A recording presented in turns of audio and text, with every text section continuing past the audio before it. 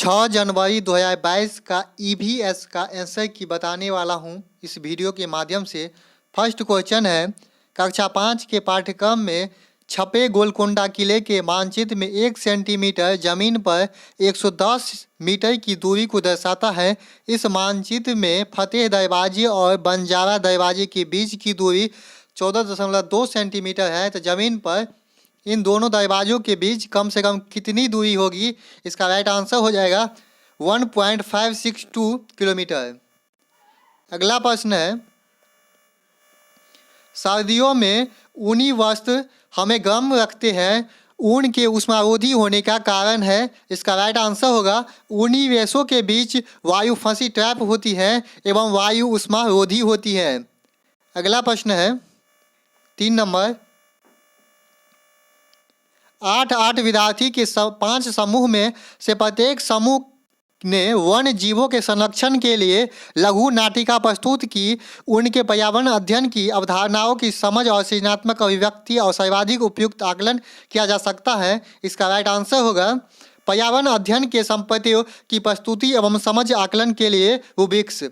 अगला प्रश्न है 4 नंबर, शीला ने कक्षा 3 के विद्यार्थियों को पढ़ाने के लिए उपकरण पशु लिया। निम्न में से कौन से प्रकरण उनके अधिगम के विस्तार के लिए लाभदायी होंगे? इसका राइट आंसर होगा प्राणी उद्यान में पशुओं और जानवरों को देखना। अगला प्रश्न है 5 नंबर, उस खेत की मृदा के विषय में विचार कीजिए जिसमें कोई किसान रासायनिक उर्वरक या पीड़क नाशिकों का अधिक उपयोग करके अपने खेतों में बार बार धान की फसल उगा रहा है। आपके विचार से उसके इस व्यवहार से उसके खेतों की मृदा हो जाएगी। इसका राइट आंसर होगा कुछ समय के पश्चात बंजर हो जाएगी। अगला प्रश्न है 6 नंबर, प्राथमिक स्तर पर पर्यावरण अध्ययन का थीम कौन सा है? इसका राइट आंसर होगा जल। अगला प्रश्न है 7 नंबर, पर्यावरण अध्ययन के सीखने के आकलन का एक उदाहरण कौन सा है? इसका राइट आंसर होगा कार्यपत्रक के द्वारा विद्यार्थियों को भारत के मानचित्र पर भारत के तटीय राज्यों को खोजना। अगला प्रश्न है 8 नंबर, पाठ्य योजना में ईवीएस के विषय वस्तु के विश्लेषण हेतु निम्न में से कौन सा आवश्यक चरण है? इसका राइट आंसर होगा सामग्री को सिखाने के संसाधनों की पहचान करना। अगला प्रश्न है, बिहार राज्य के लोगों के लिए मधुमक्खी पालन की प्रक्रिया शुरू करने का सर्वोत्तम समय कौन सा है? इसका राइट आंसर होगा अक्टूबर से दिसंबर। अगला प्रश्न है, नीचे दिए गए हमारे देश के किस राज्य या केंद्र शासित प्रदेश के अधिकांश सामान्य लोगों की नारियल डली हुई किसी भी करी के साथ उबला हुआ टेपिकोड़ा खाना सबसे अच्छा लगता है? केरल के। अगला प्रश्न है, पर्यावरण अध्ययन में गृह अभिविन्यास का उद्देश्य है? इसका राइट आंसर होगा घर पर समय का सदुपयोग। अगला प्रश्न है, पर्यावरण अध्ययन के आकलन में एक शिक्षक कौन से उच्च स्तरीय चिंतन वाले प्रश्न का चुनाव करेंगे? इसका राइट आंसर होगा क्या होगा यदि पृथ्वी पर पेट्रोल और डीजल ना हो। अगला प्रश्न है, कक्षा 1 तथा 2 में पर्यावरण अध्ययन की कोई पाठ्य पुस्तकें क्यों नहीं है? इसका राइट आंसर होगा पर्यावरण अध्ययन से संबंधित संकल्पनाएं और कौशल भाषा तथा गणित के द्वारा सिखाए जाते हैं। अगला प्रश्न है, एक प्राणी उद्यान में जाने पर पर्यावरण अध्ययन की शिक्षिका ने अपने विद्यार्थियों से प्राणी उद्यान के जानवरों के खाने की आदतों, उनके देह बाहरी लक्षणों जैसे आकार, रंग, बाल इत्यादि को खोजने के लिए कहा। इस क्रियाकलाप द्वारा वह किन प्रक्रिया कौशलों को विकसित कर रही है? इसका राइट आंसर होगा अवलोकन, प्रश्न करना, संवेदनशीलता और संवाद। अगला प्रश्न है 15 नंबर, सतत एवं समग्र मूल्यांकन के समग्र शब्द संबंधित है। इसका राइट आंसर हो जाएगा सहपाठिचर्या क्रियाकलाप। अगला प्रश्न है, एक ऐसा नाच जिसमें जमीन पर बांस की डंडी लेकर दो लोगों की जोड़ी आमने सामने बैठती है, ढोल की ताल इन डंडियों को जमीन पर पीटते हैं तथा ताल के अनुसार इंद्रियों के बीच लोग एक कतार में खड़े होकर कूदते हैं और नाचते हैं। इस नाच का नाम तथा उस राज्य का नाम जहाँ के लोग इसे नाचते हैं क्रमशः क्या है? इसका राइट आंसर होगा चौ मिजोरम। अगला प्रश्न है, पर्यावरण अध्ययन EVS 2020 के अनुसार में अनुभवनात्मक सीखने में वृद्धि के लिए शिक्षा शास्त्री के अभ्यासों का चुनाव कीजिए। इसका राइट आंसर होगा केवल बी और सी। पर्यावरण अध्ययन के लिए शिक्षण में कला एकीकरण करना, पर्यावरण अध्ययन के शिक्षण कहानी कहने की एकीकरण करना और पर्यावरण अध्ययन करने के चुनिंदा अवधारणा को ध्यान में केंद्रित करना बिल्कुल गलत है। अगला प्रश्न है 18 नंबर, 3 राज्यों का ऐसा समूह जिनके किसी किनारे पर और सागर है कौन सा है?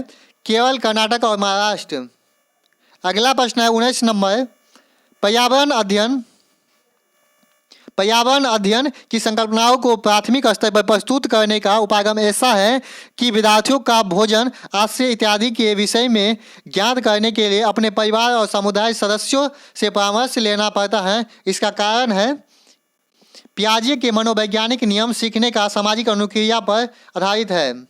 अगला प्रश्न है, कोई छात्र ए पर है और बी पर पहुंचना चाहता है, इसके लिए वह पहले ओ पर जाता है और ए के ठीक उत्तर में 90 मीटर पर दूरी पर है, फिर वह ओ से बी पर ठीक पश्चिम दिशा में 120 मीटर दूरी तक करने पहुंचता है, तो ए बी की कम से कम दूरी के बी के सापेक्ष ए की दिशा क्रमशः है। इसका राइट आंसर हो जाएगा 150 मीटर दक्षिण पूर्व। अगला प्रश्न है, जल से संबंधित त्योहारों के समुदायों द्वारा मनाने को ज्ञात करने के लिए सर्वाधिक उपयुक्त युक्ति कौन सी है? इसका राइट आंसर होगा परिवार तथा समुदायों बुजुर्गों से बातचीत करना। अगला प्रश्न है, मानव पोषण के संदर्भ में स्वांगीकरण का अर्थ है। इसका राइट आंसर होगा भोजन का वह भाग जिसका पाचन नहीं हो पाता है, अवशोषित नहीं होता है और बृहदान्त में भेज दिया जाता है। अगला प्रश्न है 23 नंबर, निम्नलिखित में से स्लॉथ के बारे में सही कथन चुनिए। इसका राइट आंसर होगा स्लॉथ लगभग 40 वर्ष जीते हैं और दिन के लगभग 17 घंटे वृक्षों की शाखाओं पर उल्टे सिर लटकाकर मजे से सोते हैं। अगला प्रश्न है 24 नंबर, रेगिस्तानी ओक के विषय में निम्नलिखित नीचे दिए गए कथनों पर विचार कीजिए। इसका राइट आंसर होगा 4 होगा इसका राइट आंसर ACD। यह वृक्ष के लगभग किसी सामान्य कमरे की दीवार तक ऊंचाई होते हैं। यह अबू धाबी में पाया जाता है, बिल्कुल गलत है। इस वृक्ष के तने में जल एकत्र होते हैं, स्थानीय लोग जब आवश्यकता पर पाइप निकालकर पानी पीते हैं, ये भी सही है। इस वृक्ष के जड़ें वृक्ष के लगभग 30 गुने गहराई तक नीचे जमीन के भीतर जाती हैं और जल तक पहुंच जाते हैं, ये भी सही है। इस वृक्ष की बहुत सी शाखाएं होती हैं जिन पर घने पत्ते होते हैं, बिल्कुल गलत है। इसका राइट आंसर होगा ACD। अगला प्रश्न है 25 नंबर, संज्ञानात्मक बाधित विद्यार्थियों को पर्यावरण अध्ययन पढ़ाने की कौन सी युक्ति सर्वाधिक उपयुक्त है? इसका राइट आंसर होगा स्पर्शी शिक्षण अधिगम सामग्रियों का अधिक उपयोग करें। अगला प्रश्न है, मंडगांव से नागरकोइल के बीच की दूरी लगभग 1134 किलोमीटर है। यदि इस दूरी को कोई रेलगाड़ी 21 घंटे में तय करती है तो इन दोनों शहरों की रेलवे स्टेशनों के बीच की रेलगाड़ी की औसत चाल मीटर प्रति सेकंड में होगा। इसका राइट आंसर होगा 15। अगला प्रश्न है, संसार की 5वीं और भारत की पहली ऐसी महिला जिन्होंने माउंट एवरेस्ट की चोटी पर कदम रखा, क्या नाम है? बछेंद्री पाल। अगला सवाल है, प्रसिद्ध भारतीय त्योहारों होली और दीपावली के विषय में नीचे दिए गए कथनों पर सही कथन को चुनिए। इसका राइट आंसर हो जाएगा दीपावली अमावस्या को तथा होली पूर्णिमा को मनाई जाती है। अगला प्रश्न है 29 नंबर, हमारे देश में ऐसे गांव हैं जहां के ग्रामवासी अत्यधिक वर्षा होने के कारण अपने घरों को बांस के खंभों पर जमीन से 10 से 12 फीट 3 से 3.5 मीटर ऊंचाई पर बनाते हैं। इस घरों को अंदर से लकड़ी का ही बनाया जाता है। ये गांव कहाँ के होने चाहिए? असम के होने चाहिए। अगला प्रश्न है, निम्न में से कौन सा सामाजिक सांस्कृतिक वातावरण का उदाहरण है? इसका राइट आंसर होगा समुदाय। आप लोगों को इस वीडियो के माध्यम से 30 EVS क्वेश्चन बताया गया है वो 6 जनवरी का 100% आंसर की सही है। आप मेरे चैनल पर पहली बार विजिट कर रहे हैं तो चैनल को सब्सक्राइब जरूर करें। मिलते हैं नेक्स्ट वीडियो में।